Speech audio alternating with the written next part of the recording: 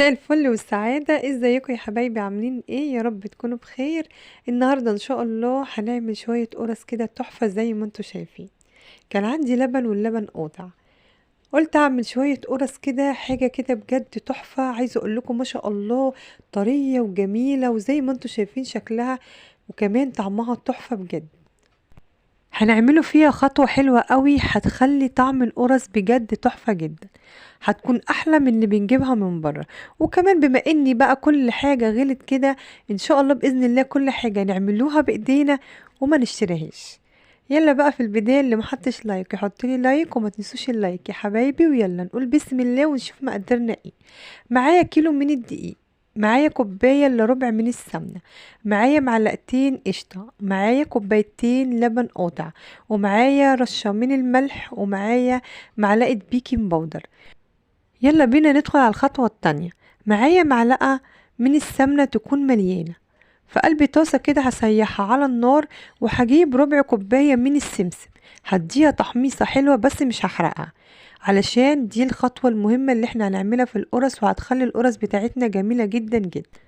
جبت بقى في الاول خالص نص كوبايه كده من الميه، وبعد كده حطيت كيس الخميره، وحطيت 5 معالق كبار سكر ودوبتهم كويس جدا، وسبت الخميره بقى كده ايه على جنب. هنا هقلب بقى المواد الجافه كده مع بعض، وكمان السمسم هنا اتحمص ما شاء الله ريحته جميله جدا جدا. هنزل على طول بالدقيق زي ما انتوا هتشوفوا معايا كده، ما شاء الله على الريحه بجد تحفه جدا. كده هفضي بقى خلاص السمسم على الدقيق بالمنظر دوت، ما شاء الله جميل جدا، خطوة مهمة جدا جدا، ما شاء الله بيدي طعم حلو قوي قوي للقرص. هقلب بقى كده خلاص كله كده مع بعضه. هنا الخميرة بتاعتي كانت خمرت زي ما انتوا شايفين كده، وهنا السكر اللي انا حطيته للخميرة كان غامق، علشان كده الخميرة طالعة معايا غامقة زي ما انتوا شايفين. هقلبها كده تقليبة وهنزل بيها بقى على الدقيق، وبعد كده هنزل بكوباية الا ربع سمنة تكون سايحة، بس ما تكونش سخنة طبعا عشان غلط ان السمنة تكون سخنة، وكمان احنا حاطين هنا خميرة. هقلب بقى كله كده، هعمل لها كده عملية بس للعجينة. بعد كده هننزل بقى بحبة حبة من الحليب.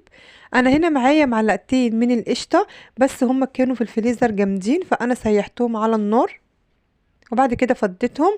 وهنا هنزل بقى بالحليب زي ما انتوا شايفين كده، هنزل حبة حبة كده من اللبن. مش هينفع طبعا ان احنا نحطه المواد السايلة كلها مرة واحدة، لازم نحط حبة بحبة. اعرف ناس كتيرة قوي بترمي اللبن لما يكون قاطع، يعني اللبن ده ليه وصفات كتيرة جدا جدا، انا مش عارفة ليه بصراحة هما بيرموه. والله ليه وصفات جميلة جدا، بيتعمل منه جبنة وبيتعمل منه مخبوزات وبيتعمل منه حاجات كتيرة جدا نستفاد بيه طبعا ونعمل منه كل حاجة. انا حبيت ان انا اعمل منه كده شوية من القرص. وعايزة اقول لكم والله انا كمان عملت منه رز مدسوس طلع تحفة بجد. انا هنا خلاص بقى كده سبت العجينة لما ارتاحت، بنسيبها ساعة كده متغطية في مكان دافي لحد ما تخمر. هنا بقى هعمل كده زي ما هتشوفوا معايا كور صغيرة كده، طبعا الحجم بتاعك انتي، حابة تعملي الكورة كبيرة حابة ان انتي تعمليها صغيرة براحتك. انا هنا هعمل معاكم واحدة تاني، وبعد كده بقى هكمل انا. طبعا اهم حاجة ان احنا نسيبها 10 دقايق او ربع ساعة ترتاح لتاني مرة. عايزة اقول لكم بتديكم نتيجة بجد تحفة جدا. زي ما انتوا شايفين انا خلصت كده، عطاني ما شاء الله الكيلو كمية جميلة جدا جدا. انا هنا هغطيها وهسيبها بقى 10 دقايق. هنا مالك طبعا مش سايبني، واخد حتة عجينة وطبق زي ما انتوا كده شايفين حتة صغيرة من الطبق، وما شاء الله عليه عمال بقى يعمل زي ما انا ما بعمل بالظبط.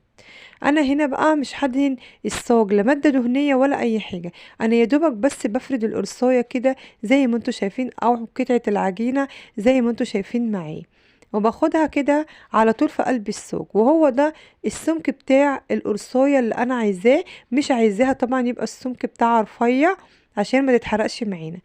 انا طبعا هسيبها برضو في الصاجات لمدة 10 دقايق ترتاح تاني قبل ما ادخلها الفرن. وهنا ما شاء الله كانت الكمية زي ما انتوا شايفين كده، الصاجات ما شاء الله. انا هنا مولعة الفرن بقى على درجة حرارة 180. هسويها من تحت لما الاقي اللون بتاعها احمر كده وبقى حلو، هولع لها الشواية مفيش ثواني وهطلعها على طول. وده كان شكلها النهائي. عايزه اقول لكم ان هي والله لونها احلى من كده، يعني التصوير ظالمها بجد. هي جميله، طلعت تحفه، ريحتها تحفه، طعمها جميل جدا جدا، اكنها معموله بسمنه فلاحي، لان طبعا اللبن كان قاطع، بس كان طبعا بخيره. اللبن كان ما شاء الله مليان قشطه، يعني ما شاء الله طلعت جميلة جدا جدا. تحسوا ان لونها من جوه حلوة قوي، تحسوا ان هي هشة كده وطرية، وطعمها بجد تحفة جدا. زي ما انتوا شايفين شكلها جميل، جنب فنجان شاي بقى كده في السقعة، جنب حتة جبنة. انا حبة شاي بلبن كده يدفوكي. انا مرضتش اعمل لها اي حشوة من جوه، ممكن ان احنا نحشوها بجبنة، نحشوها بعجوة، زي ما انت عايزة، بس انا حبيت ان اعملها سادة، وكان شكلها زي ما انتوا شايفين، وكمان طعمها كان تحفة بجد. طريقة بسيطة جدا وسهلة. من اللبن القاطع احنا عملنا شوية قرص جميلة جدا جدا، وكمان الكمية بسم الله ما شاء الله زي ما انتوا شايفين، يعني كيلو دقيق والسمنة عندك واللبن بيبقى موجود عندك. حابة تعمليها بلبن رايب، حابة تعملي بلبن قاطع، زي ما انتي حابة تعملي بلبن عادي. المهم ان انتي تدفي كده بيتك وتعملي شوية قرص زي دول، ينفعوكي للفطور الصبح، ينفعوا الولاد وهم رايحين المدرسة، بتنفع والله. بدل ما تشتري اعملي ووفري، احسن ما تجيبي من بره. وزي ما انتم شايفين كده، ده كان فيديو النهاردة، فيديو القرص، فيديو سهل وبسيط. يا رب فيديو النهاردة يعجبكم، ولو عجبكم الفيديو ما تنسونيش في اللايك والشير وتفعلوا الجرس عشان يوصلكوا كل جديد بإذن الله. حبايبي اشوفكم في فيديو جديد ووصفة جديدة، والسلام عليكم ورحمة الله وبركاته.